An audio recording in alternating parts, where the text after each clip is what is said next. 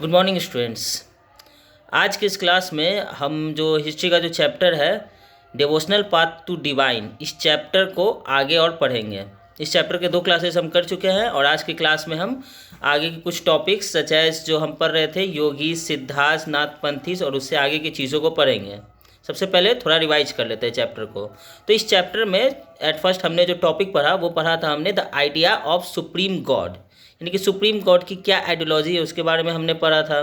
तो उसके बारे में हम लोगों ने देखा कि भागवत गीता में लिखा गया है कि जो एक सुप्रीम गॉड है जिसको हमें फॉलो करना चाहिए। तो वहाँ से ये आइडियोलॉजी आई। उसके बाद जो सेकंड हमने टॉपिक पढ़ा था वो था नयनार्स एंड अलवार्स के बारे में, जो कि साउथ इंडिया में काफ़ी डेवलप हुआ था। तो ये कम्युनिटी थी नयनार्स एंड अलवार्स के बारे में, जो कि भगवान शिव और विष्णु को पूजते थे।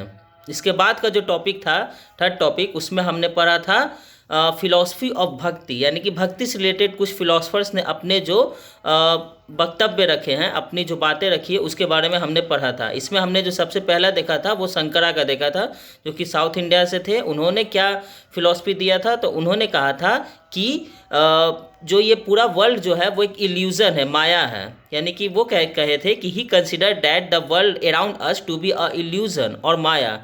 जो भी हमारे चारों ओर हो रहा है वो सभी भगवान जो है उसको उन्होंने ये तय करके रखा है। सेकंड जो फिलॉसफी हमने इसमें देखा था वो देखा था हमने रामानुज का।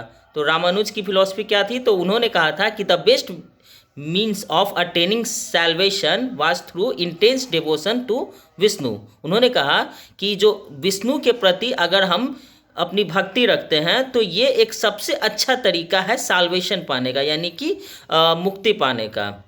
और उन्होंने अपने सिद्धांत को विशिष्ट द्वैत कहा था। उन्होंने अपने सिद्धांत को विशिष्ट द्वैत नाम दिया था। ठीक है।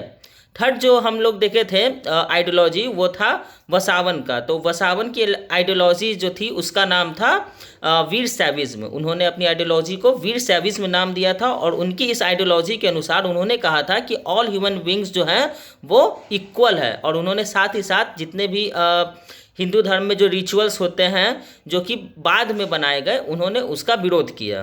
तो ये हमने कुछ अलग अलग आइडियोलॉजीज़ के बारे में पढ़ा था। इसके बाद का जो टॉपिक था वो हमने पढ़ा था द सेंट ऑफ महाराष्ट्र, यानी कि महाराष्ट्र के कुछ जो संत महात्मा थे उनके बारे में हमने पढ़ा था, जिनमें प्रमुख नाम संत ज्ञानेश्वर, संत नामदेव, एकनाथ, तुकाराम, इनके बारे में हमने पढ़ा।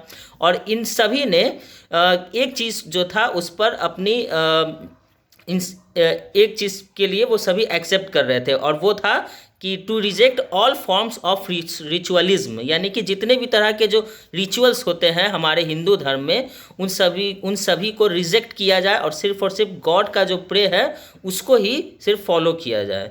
तो इन सब चीज़ों के बारे में हमने प्रीवियस क्लास में पढ़ा था। जो लास्ट टॉपिक हम प्रीवियस क्लास में पढ़ रहे थे वो था नाथपंथी, सिद्धार्थ एंड योगीज के बारे में।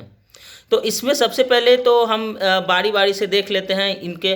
तो जो नाथपंथी जो लोग थे वो क्या कहते थे, तो वो ये कहते हैं कि शिव जो है वही फर्स्ट और एकमात्र जो है वो गुरु है, यानी कि they consider that Shiva is their first lord और गुरु, और वो उन्हीं को मानते थे। तो ये लोग नाथपंथीज कहलाएं। Second Siddharth, who have achieved a high degree of physical as well as spiritual perfection, यानी कि वैसे लोग जो कि एक बहुत ही ऊंचे लेवल पर जा कर के फिजिकल और मेंटल परफेक्शन को पाते हैं, तो उनको सिद्धार्थ कहा जाता है, यानी कि सिद्ध पुरुष। ठीक है। और थर्ड था योगीज के बारे में। तो योगीज कौन लोग हैं, तो अ प्रैक्टिशनर ऑफ योगा, यानी कि वैसे लोग जो योगा को प्रैक्टिस करते हैं या फिर उसके मास्टर हैं, तो उनको योगीज कहा गया। और इन तीनों लोगों की क्या आइडियोलॉजी थी रिलीजन से रिलेटेड, तो इन तीनों ही तरह के कम्युनिटीज़ के लोगों ने कहा था कि उन्होंने रिनंसिएशन, यानी कि जो सेल्फ सेक्रीफाइस होता है उस पर उन्होंने अपनी बात रखी थी। उन्होंने कहा था कि रिनंसिएशन यानी कि अगर हम इस पूरे जो संसार है या फिर जो कम्युनिटी है, समाज है, इसको अगर छोड़ के अलग रहे, वहाँ पर हम मेडिटेशन करें, योग का सहारा लें और इसके थ्रू अगर हम भगवान को पाना चाहते हैं तो ये पॉसिबल है। तो उन्होंने इन तरह की बातों को बताया था। And how that the path of salvation was through meditation, yogas and breath exercise. और उन्होंने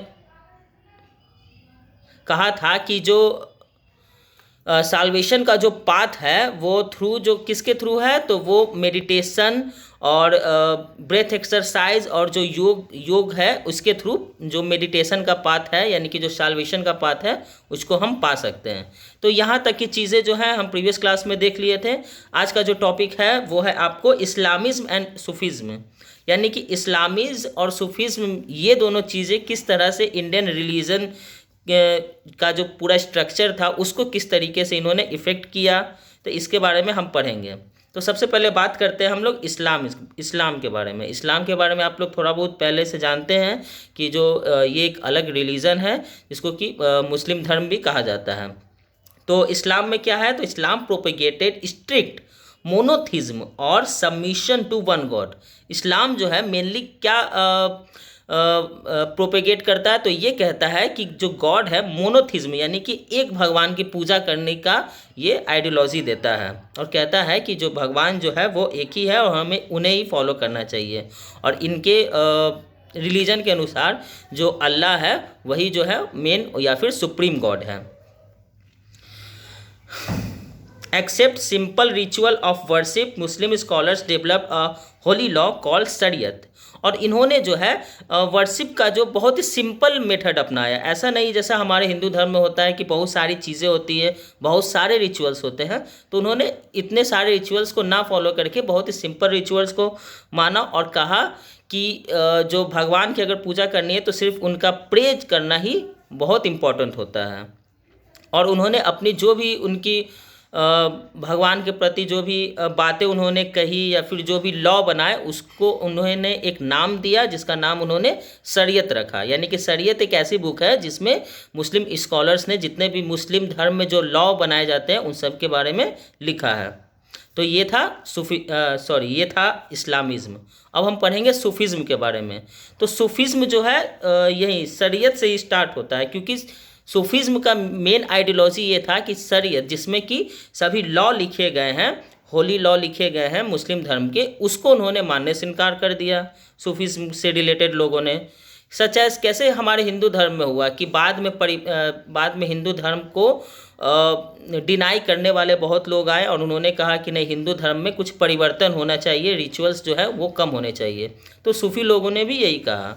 उन्होंने जो शरीयत जो होली लॉ बुक थी मुस्लिम लोगों की उसको उन्होंने मानने से डिनाई कर दिया।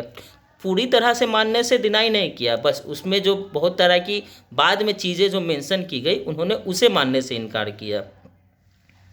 दे sought union with God much as a lover seek his beloved with a disregard for the world. और उन्होंने कहा कि भगवान की पूजा जब हमें करनी है तो हमें इस तरह से करनी है जैसे कि मान लो कोई लवर है और वो अपना जो प्रेमिका है उसके प्रति किस तरीके से अपना भाव रखता है उसको वो इस तरीके से मानता है कि वो पूरी दुनिया को भूल जाता है।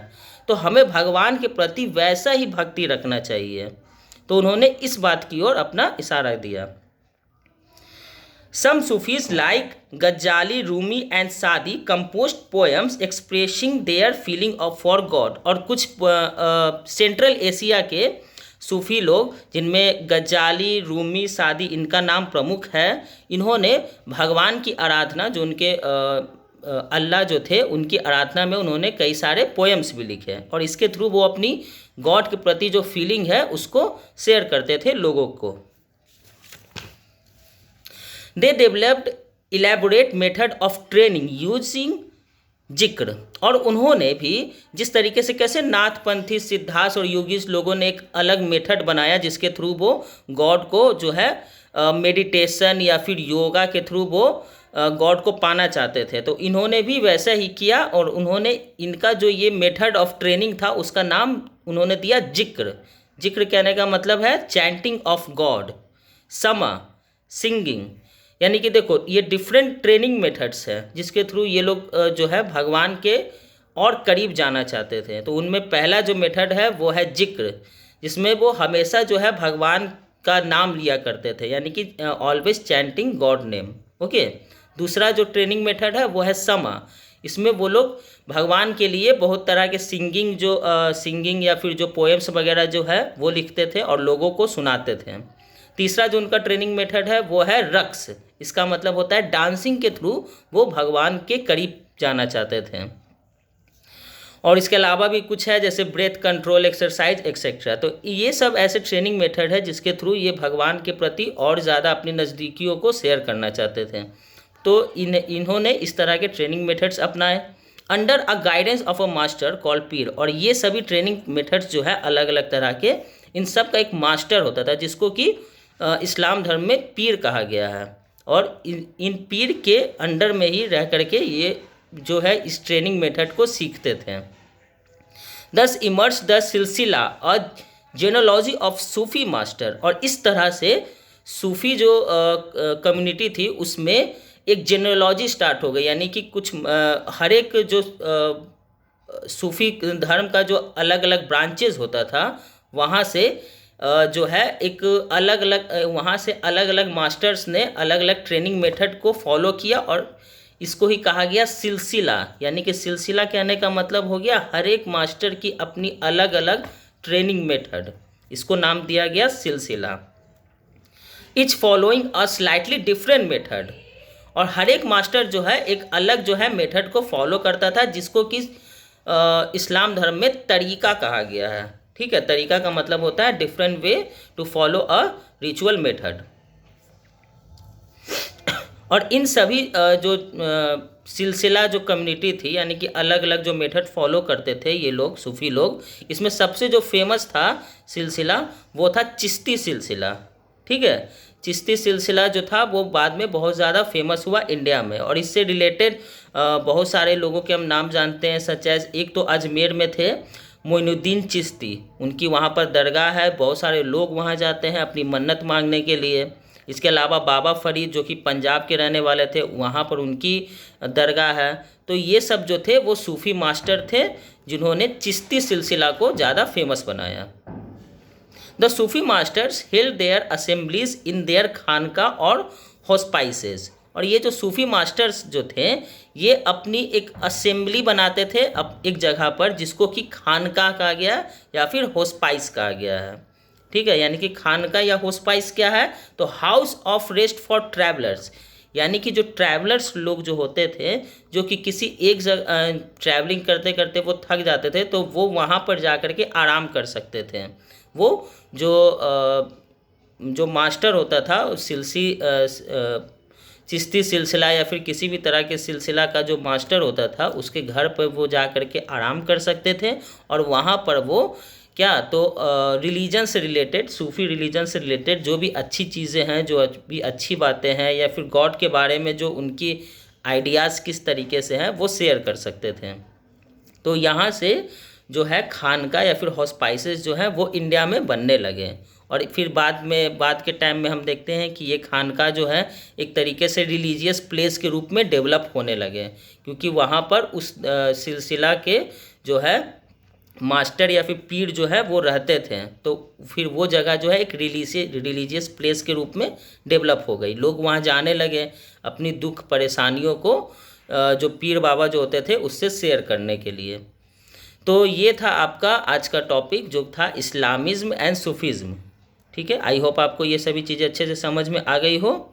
बाकी अब जो हमारा नेक्स्ट क्लास होगा उसमें हम a new religion develop in north India, यानी कि नॉर्थ इंडिया में एक अलग तरह का जो रिलीजन डेवलप हुआ और उससे रिलेटेड दो लोग कबीर और बाबा गुरु नानक देव, इन दोनों के बारे में हम नेक्स्ट क्लास में बात करेंगे। ठीक है बच्चों, आज की हमारी क्लास इतनी ही। Okay, bye.